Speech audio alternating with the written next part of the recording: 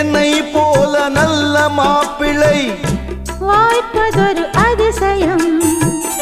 என்னை நீயும் ஏற்றுக்கொண்டது பாவையன் பாக்கியம். நெடுநாட்கள் ஏங்கும் ஏக்கந்தான் இந்நாள் இங்கு தீர்ந்தது. இல்லையா பின்ன?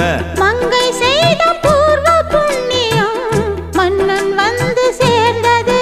ஓச்சுடா. உன்னை பார்த்து நான் சொக்கி போகிறேன்.